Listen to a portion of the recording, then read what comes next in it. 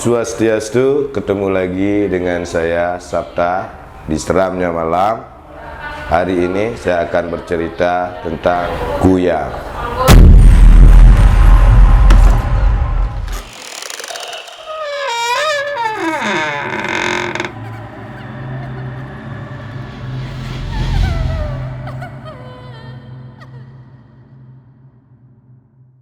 Kalau di Bali juga ada yang disebut dengan kuyang. Kalau di luar istilah trennya adalah kuyang, yaitu yang dipercayai adalah makhluk gaib hanya dengan kepala dan hati, perut, jantung itu kelihatan. Kalau di luar disebut dengan kuyang.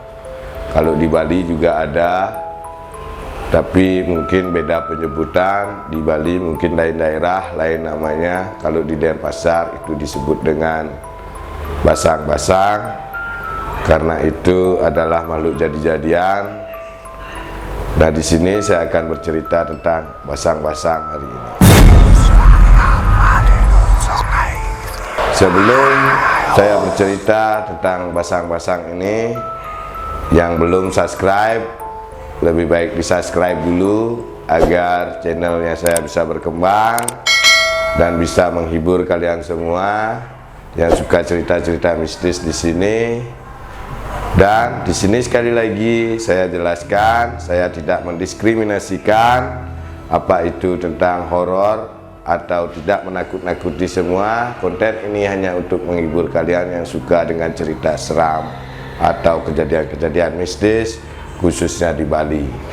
Atau tidak menutup kemungkinan saya akan bercerita tentang mistis-mistis di luar Bali.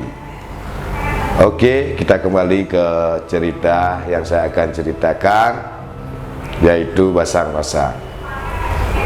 Pada suatu hari, pada hari itu tidak ada hari keramat, malam Jumat ataupun apa itu kepercayaan orang Bali mistisnya, Kajang Kliwon, Purnama, Tilam, tidak ada. Hari itu hanya hari biasa. Nah, di sini kita berbicara tentang penemuan makhluk gaib itu di mana dan bagaimana kejadiannya dan siapa saja yang melihatnya. Nah, di sini sebut saja namanya, ada Rah Gede, ada Komang lagi, karena orang Bali butuh kadek, komang, dan ketut. Biasanya seperti itu ya. Biasa ada komang, ada Rah Gede, dan ada juga teman-temannya yang lain. Kita 4 orang, jadinya semuanya 6 orang. Di sini kita berbicara tentang 2 peran ini, Rah Gede dan Komang. Rah Gede dan Komang ini adalah anak remaja yang dimana mereka suka ngumpul, suka bergaul, suka duduk bareng, suka nongkrong di daerah Kesiman, di Banjarnya saya tidak mau sebutin karena tidak mau ada kontroversi yang lainnya. Pokoknya di daerah Kesiman, mereka ini merencanakan untuk berburu kodok di sawah yang dulu tahun 90-an itu, yang sawah yang di Gatsu Timur itu belum sama sekali, tidak ada rumah atau perumahan seperti sekarang. Bagaimana kejadiannya, awal mulanya akan saya ceritakan sekarang. Pada suatu hari, lupa tanggalnya, lupa harinya, tanggap pasti itu bukan hari keramat. Si Rah Gede ini dan Komang dan teman-temannya yang lain, 4 orang, itu ada jumlahnya 6 orang, berencana untuk mencari kodok, atau bahasa Balinya, bahasa di sininya adalah nyundih, yaitu mencari kodok, mencari belut di sawah. Nah, mereka mempersiapkan seperti biasa, itu ada strongking. Kalau bahasa ininya daerahnya strongking ya, lampu pijar yang menyala sangat luar biasa pada malam hari, apalagi tidak ada cahaya. Nah, itu terus mereka mempersiapkan, ada sumpit namanya, sumpit yang terbuat dari bambu, yang 2 dibelah 2, dan waktu ngambil belut atau apa, itu tujuannya agar tidak licin. Kalau pakai tangan tidak mungkin mengambil belut. Nah, terus yang ketiga, mereka mempersiapkan tongkat dan segala sebagainya, dan persiapan sudah siap semua. Dan mereka berangkat pada waktu itu, tahun itu anak-anak belum ada pada punya motor dan lain sebagainya, karena mereka adalah masih anak seusia sekitar 17, 18, atau paling besar pada waktu itu mereka berusia 19 tahunan lah. Kalau tidak salah mereka kelas 3 SMA ada, kelas 3 SMP juga ada. Mereka berbaur di satu daerah itu dan mereka merencanakan untuk mencari belut atau nyundih ke sawah. Nah, pertama mereka melewati gang yang sangat gelap karena memang di sana harus melewati gang dan juga harus melewati sungai. Sewaktu itu sekiranya pukul jam, kalau tidak salah itu jam 9 WITA, jam 9 malam. Mereka menyusuri gang yang sangat gelap tanpa lampu. Mereka hanya menggunakan obor dari peropak daun kelapa. Mereka menyusuri gang itu dan mereka tidak peduli karena mereka lagi asik mau mengobrolin tentang apa yang akan mereka rencanakan, dan mereka buru di sawah-sawah itu. Mereka jalan aja biasa. Walaupun waktu itu ada satu temannya si Rahdi ini mendengar ada suara burung hantu yang tidak lazim ya, seperti burung hantu yang bukan burung hantu. Biasanya burung hantu ya, kalian tahu suara burung hantu seperti apa, cuman ini suaranya tidak lazim karena setelah burung hantu itu bersiul atau bernada seperti biasa, pasti di belakangnya itu ada ending ketawa seperti ketawa kerennya sekarang kuntilanak ya. Nah, mereka berjalan menyusuri jalannya itu tanpa ada rasa takut sedikit pun dan tanpa ada ragu-ragu pun. Mereka menyusuri jalan setapak yang gelap tadi sampai mereka menemukan sebuah sungai. Nah, pada waktu itu sungai itu tidak ada jembatan sama sekali menuju ke sawah yang mereka akan tuju, spot mereka di mana mereka akan melakukan kegiatan nyundih yang tadi saya katakan. Nah, mereka menyeberangi sungai itu satu persatu. Yang pertama yang membawa lampu petromak, yang kedua yang membawa keropak, dan diikuti oleh teman-temannya yang lainnya.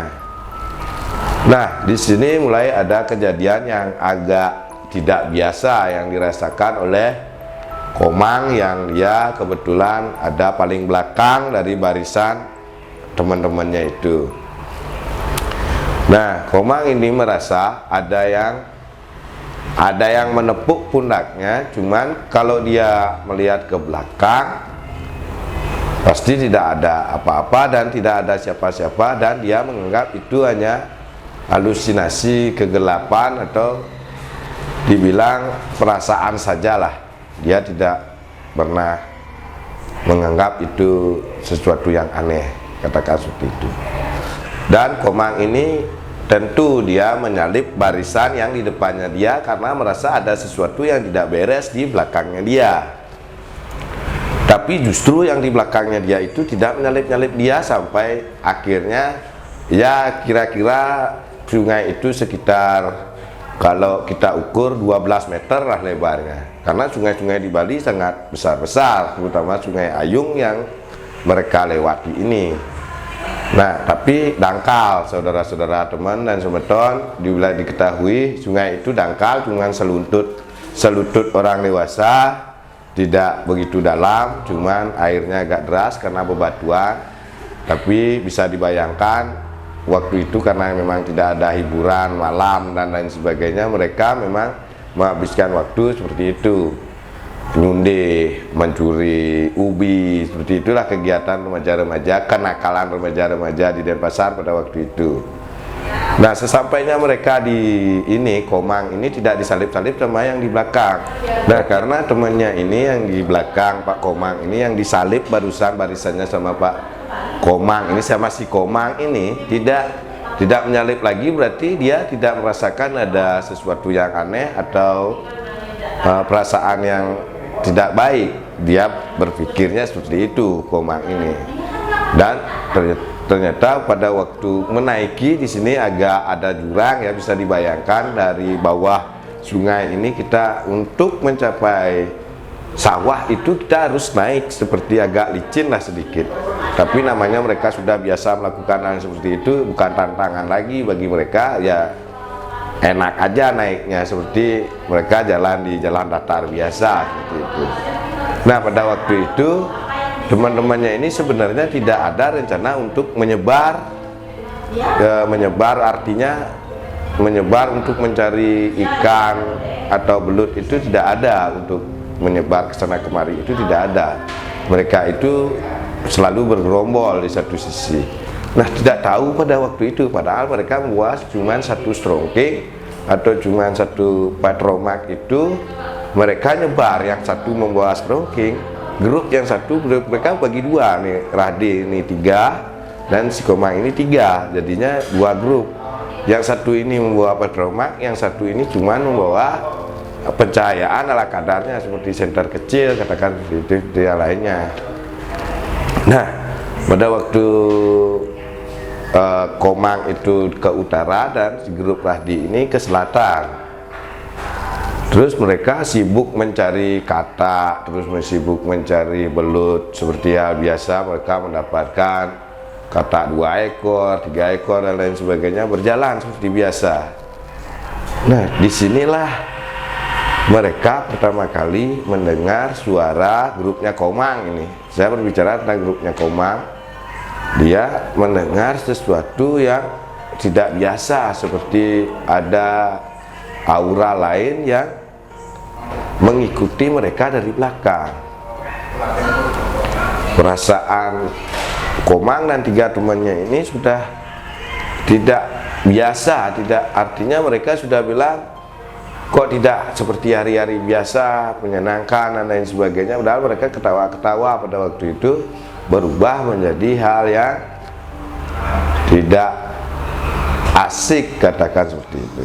Berubah menjadi hal yang agak seram menurut mereka. Lampunya mereka tidak terang, ngeblur seperti itu. Terus lampu senter yang mereka bawa itu mungkin baterainya dikirain sama mereka baterainya habis dan lain sebagainya. Terus mereka mendengar suara nenek-nenek yang ketawa merintih, seperti mereka bilang kesakitan atau tidak. Terus seperti nenek-nenek yang sedang ngobrol sama temannya dan berbicara dan mengeluarkan tawa yang renyah seperti itu.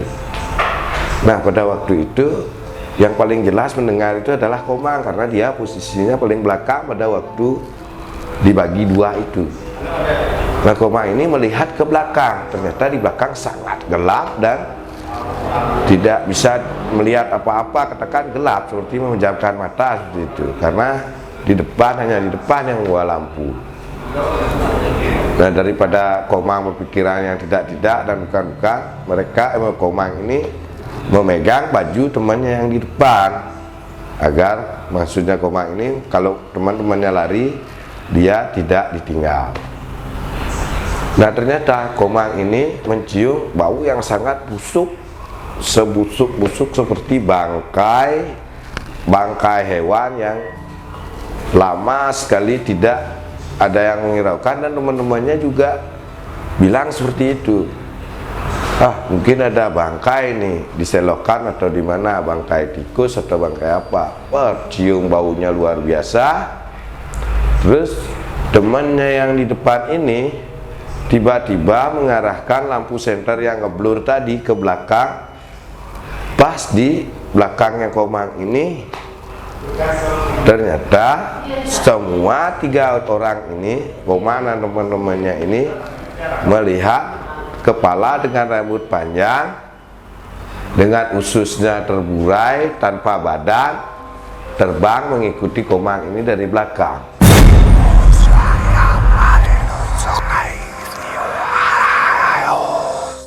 Sontak mereka lari nih, lari tanpa arah. Nah, yang satu lari ke kanan, yang satunya lari ke kiri. Dan Komang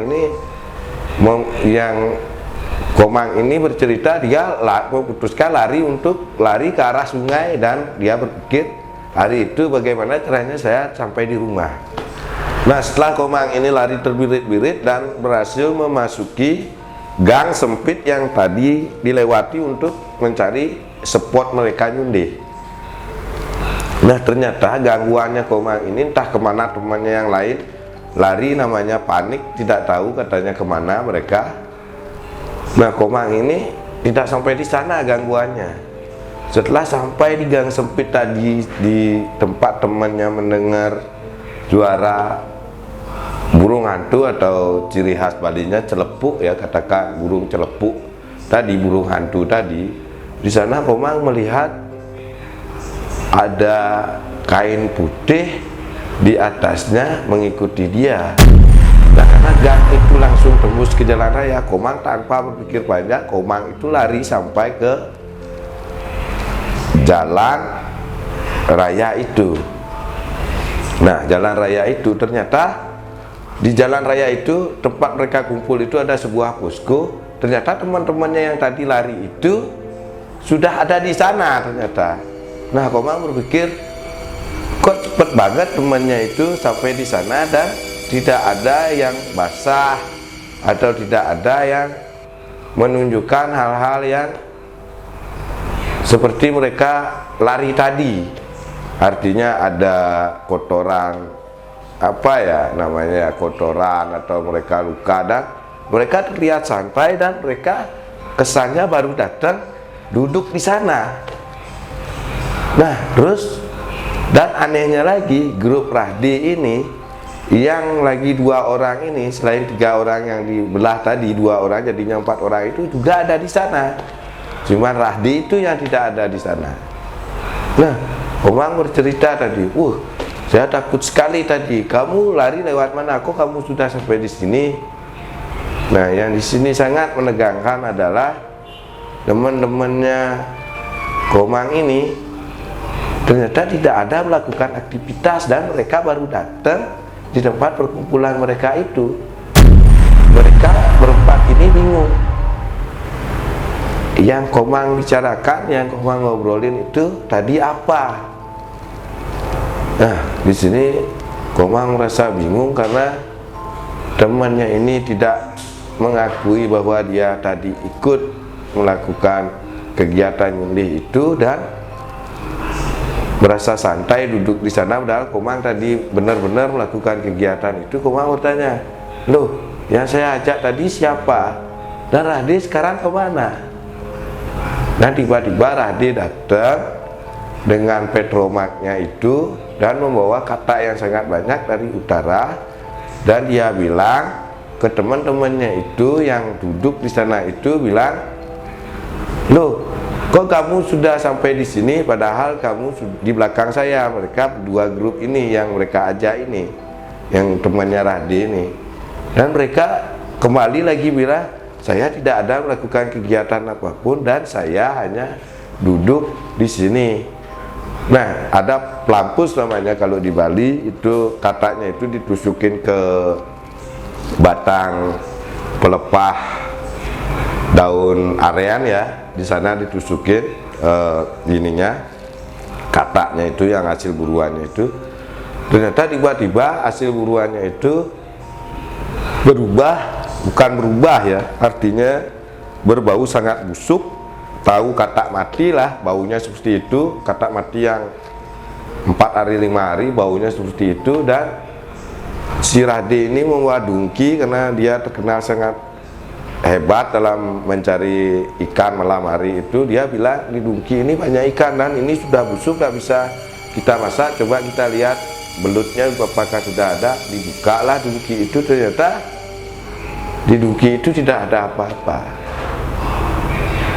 Nah, kesimpulannya pada waktu itu yang menjadi misteri sampai hari ini, sampai detik ini adalah siapa yang diajak Rahdi dan Komang ini melakukan kegiatan nyundih pada waktu itu yang menyerupai teman-temannya ini, 4 orang ini.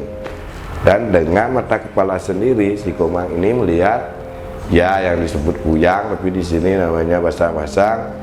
Nah, kejadian dari semenjak kejadian itu mereka tidak pernah lagi yang namanya membuat kegiatan malam-malam seperti nyundi, mencari ikan malam-malam, mancing malam hari, sama sekali tidak pernah. Kalau mereka ingin melakukan hal itu, mereka pasti berpikir 10 kali lipat, karena sampai hari ini menjadi misteri siapa yang diajak pada waktu itu dan apa yang terjadi pada waktu itu. Sepertinya mereka simpan dalam memorinya dan mereka sempat ceritakan ke saya dan saya ceritakan kepada Semeton. Di sini sekali lagi saya tidak mendiskriminasikan hal-hal gaib dan tidak mau menakut-nakuti, dan semoga menjadi hiburan. Selamat semuanya, biar selamat sampai tidak ada kejadian aneh menimpa kita semua. Agar dimaklumi kalau ada saya salah bicara, kalau ada saya salah menyampaikan sesuatu, saya mohon maaf. Dan sekali lagi terima kasih yang belum subscribe channel saya agar berkembang, dan saya akan menceritakan hal-hal mistis lainnya. Saya Komang Sabta undur diri, terima kasih. Om Santi Santi.